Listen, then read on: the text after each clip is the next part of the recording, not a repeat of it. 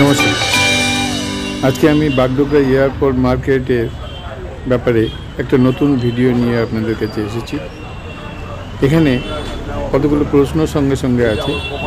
Bagdogra airport মার্কেটে কি পাওয়া যায়, কিভাবে কেনাকাটা করতে হয়, অর্থাৎ একটা ফিক্সড প্রাইস না বার্গেন করে নিতে হয়, বাগডোগরা এয়ারপোর্ট মার্কেটটা অ্যাকচুয়ালি কোথায়, এই সমস্ত ব্যাপার নিয়ে আজকের আলোচনা।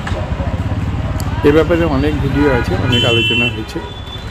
আপনাদের প্রথমত বলে দিই, Bagdogra airport market Asian highway 2 এর উপরে শিলিগুড়ির দিকে যেতে গিয়ে বাগডোগরা এয়ারপোর্টের কাছাকাছি পড়ে। শিলিগুড়ির দিকে যেতে গেলে ডান দিকে পড়বে, ফ্লাইওভারের নিচে ওই রাস্তা থেকে, সেখান থেকে গিয়ে আপনারা দেখতে পাবেন। আর এখানে কি পাওয়া যায়, আলপিন টু এলিফ্যান্ট পাওয়া যায়, তবে পুতুল এলিফ্যান্ট, ডল, সত্যিকারের এলিফ্যান্ট পাওয়া যায় না, কেননা সত্যিকারের এলিফ্যান্ট বিক্রি হওয়া নিষিদ্ধ আছে। ফরেস্ট কনজারভেশন অ্যাক্টে হাতি বিক্রি হয় না। যাই হোক, এখানে গরম জামা কাপড় থেকে আরম্ভ করে বাক্স প্যান্টের সাধারণ জীবনযাত্রার জন্য যা যা লাগে সব কিছুই পাওয়া যায়। বেশি একটু পাওয়া যায় যারা দার্জিলিং বেড়াতে আসে, যদি বিশেষ কিছু কেনাকাটা থাকে, সেই জিনিসগুলো এখানে বেশিরভাগ পাওয়া যায়। এই যে ক্রিসমাসের দোকানটা দেখতে পাচ্ছেন, এই ক্রিসমাস গুডসের দোকান বুঝিয়ে দিচ্ছে যে বড়দিন আগত প্রায়। আজকে 21 তারিখ, আর কদিন পরে বড়দিন, তাই এটা কেনাকাটা চলছে। যাই হোক, আমি এক এক করে দেখাবো। এখানে গরমের জিনিসপত্র বেশি পাওয়া যায় গেলেও সংসারের অন্যান্য সমস্ত কিছু পাওয়া যায়।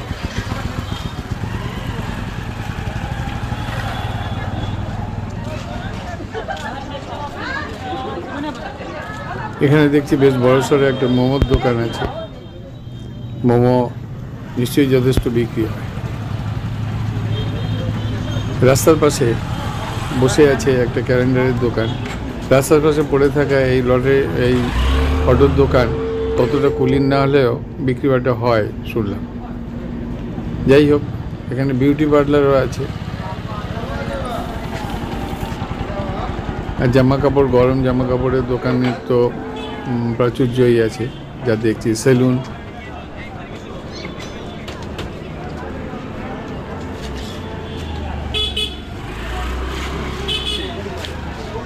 আরেকটা গরম জামা কাপড়, কম্বল, বিছানার চাদর ইত্যাদি দোকান।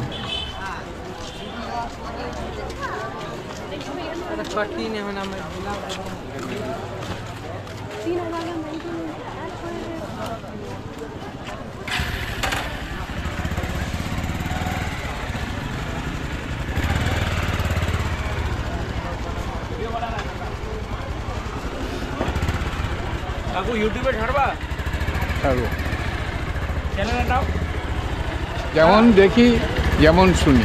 আমি বললাম আস্তে আস্তে হবে তো, আমিও বলছি নতুনই আমারও। এটা আমার মানে খানিকটা হবি আর কি। আপনার রিটায়ারমেন্ট আমি এটা শুরু করেছি। তোমার চ্যানেল কোনটা আছে? আমার কাকু explore with Vicky. Explore with বিটি, আমি কি দেখেছি মনে হচ্ছে। আমার হিন্দি চ্যানেল, বাংলা না তো। হিন্দি চ্যানেল হোক, আমি তো হিন্দি দেখি, বাংলা দেখি। তুমি কিসের উপরে বানাও? আমি মেনলি কিন্তু মানে ইনফরমেটিভ মোশন, যেটা যেমন আমি গৌরীহাট দেখিয়েছি, হ্যাঁ, জলপাইগুড়ির বিভিন্ন মন্দির থেকে আরম্ভ করে দেখিয়েছি, এরকম ইনফরমেশন, মানে ট্রাভেলিং প্লাস ইনফরমেশন। হ্যাঁ বোথ এরকমভাবে নিয়ে করছে। না ঠিকই আছে, ঠিক আছে, করো কাকু করো। হ্যাঁ, ভালো সাপোর্ট। চ্যানেলটা বলো তাহলে, একটু সাপোর্ট তো হবেই। যেমন দেখি যেমন শুটিং করো। আমি ভিডিও বানাই নিজের পছন্দের মতো, নিজের ইচ্ছাতে। এর সঙ্গে আরেকটা উদ্দেশ্য আছে, অন্যান্য বেশ কিছু ছেলেপুলেরা যারা ভিডিও বানায় তাদেরকে আরেকটু উৎসাহ দিতে, যে আমি এত বেশি বয়সেও পর্যন্ত এসব করতে পারি। আজকে দেখছি এই ইয়াং ছেলেটি আমাকে যথেষ্ট উৎসাহ দিতে চাইলো, আমাকে সাবস্ক্রাইবও করে দিল। যাই হোক, ভালো, আপনারা ওকে সাবস্ক্রাইব করুন, explore with Vicky, okay subscribe করবেন, ওকে আরও এনকারেজ করুন। এদিক ওদিক করে মার্কেটে মোটামুটি কভার করলাম। মধ্য কথা হলো, আপনাদের যা প্রয়োজন প্রায় সবই এখানে পেয়ে যাবেন। তবে দোতলার উপরের ঘরগুলোতে আজকে উঠছি না, দোতলাতেও অনেক স্টল আছে যেখান থেকে আপনার প্রয়োজনীয় জিনিসপত্র পাবেন।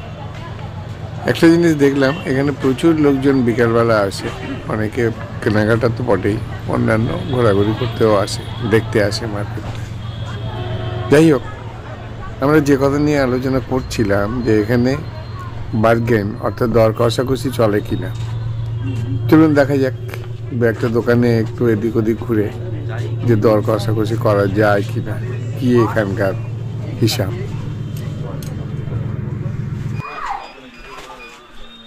निकल के रखिए हम लोग बाहर फटाफट।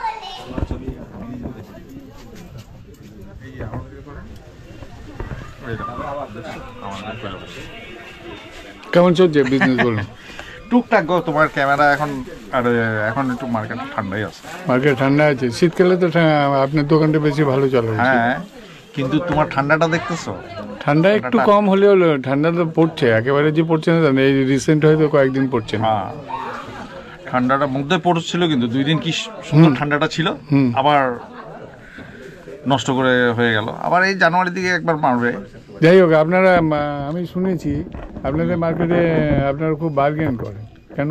এটা আমাদের মার্কেটে হয় না, হংকং মার্কেটে হয়, শিলিগুড়ি হংকং মার্কেটে তো হয়, সেটা আমি জানি, এখানেও বার্গেনিং হয়। ইচ এন্ড এভরি দোকান আমাকে তো তাই বলছে তো। না, আমাদের মার্কেটে হয় না। ফিক্সড প্রাইস রাখলে কিন্তু একটা গ্রুপ কাস্টমারের বিরাট সুবিধা হয়। ফিক্সড প্রাইসটা হয় না, ফিক্সড প্রাইসটা হয় না, এর জন্যই মানে এটাতে কাস্টমার স্যাটিসফাই হয় না। আমি একদম ট্রুলি আপনাকে বলতে, হ্যাঁ, আমি তো ট্রুলি জানতেই চাইছি। তার কারণটা হলো যে কাস্টমার স্যাটিসফ্যাকশনটা তখনই আসে, ধরেন 1000 টাকার মালটা একটুখানি আমি 950-তে পেলাম বা 900-তে পেলাম, কাস্টমার স্যাটিসফ্যাকশন ওটাই।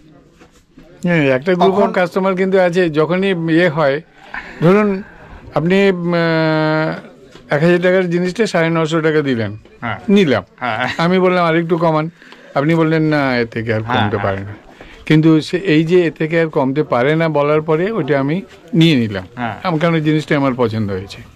কনজিউমারিজমের ওটা তো একটা বিরাট ফ্যাক্টর, যে আমার চয়েসে এসছে, নিয়ে গেলাম, যেতে যেতে কিন্তু এবার ভাবতে আরম্ভ করছি যে আরেকটু বললে বোধহয় ঠিক হতো, আরেকটু কমালে ঠিক হতো, কি বলেন, আপনার মত কি বলেন? কিন্তু ফিক্সড রেট যদি থাকে সেখানে একটা ইমপ্রেশন আসে যে আপনি 1 পয়সাও কমাবেন না, ওটা 1 পয়সা কমালেও আমরা নেব না, কারণ আমাদের পলিসিগত দিক থেকে আমরা ফিক্সড রেট করে রেখেছি।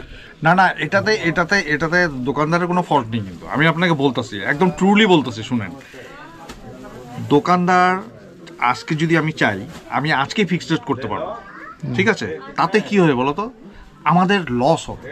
কাস্টমার কি হলো, আমি বললাম তো এই জায়গাটার দাম কত, কাস্টমার আসলো, বললাম 1200 টাকা, फिक्स्ड है, नहीं होगा, कैसे कैसे फिक्स्ड हो गया, ऐसे तो ऐसा थोड़े ना होता है, এই করে তখন কাস্টমারটা কিন্তু তাল বাহানা করে চলে যাবে।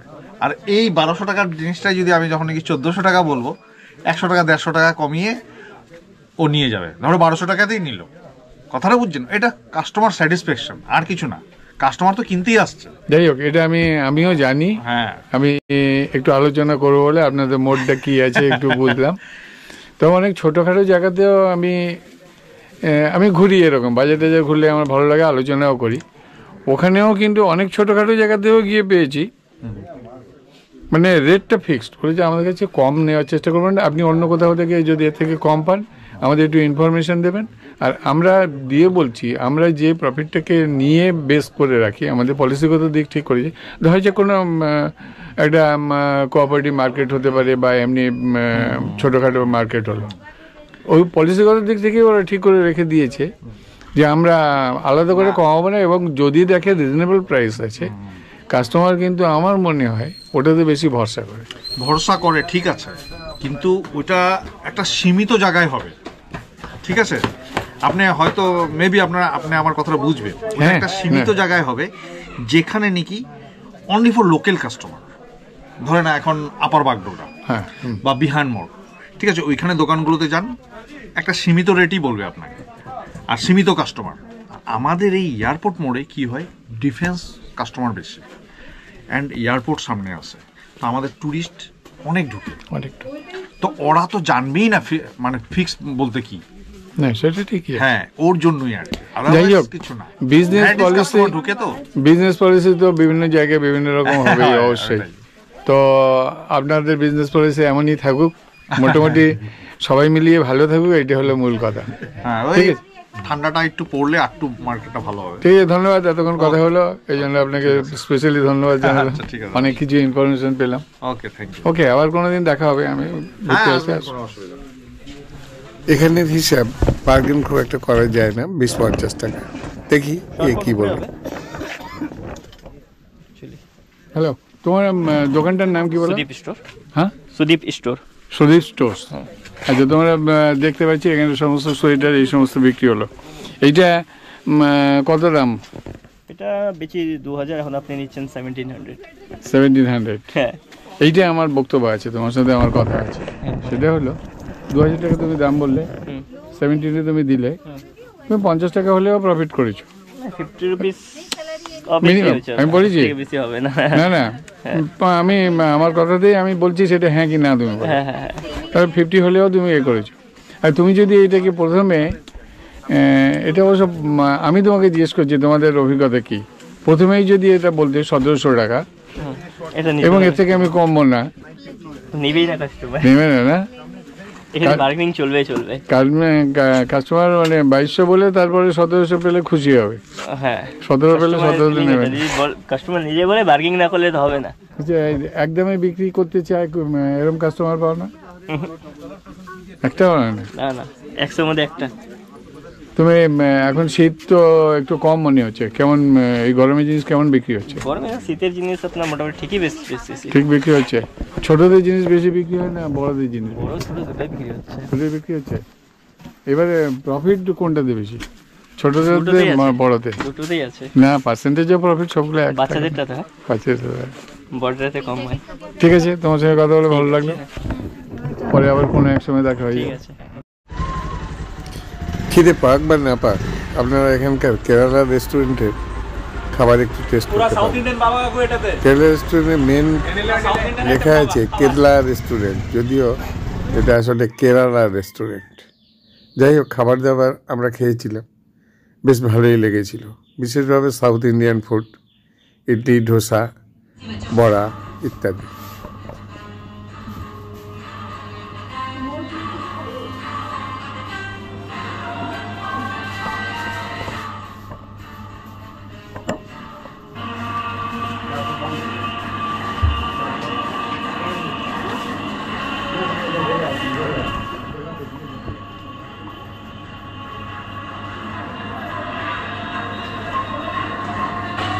ये बंद हो गया कब? नो सर, कस्टमर नहीं रहे। वो गेट बंद है 8:30 समय। सर ঠিক, 8:30টায় মার্কেটে গেট বন্ধ হয়ে যায়, তাই এই রেস্টুরেন্টও বন্ধ হয়ে যায় 8:30টার কাছাকাছি।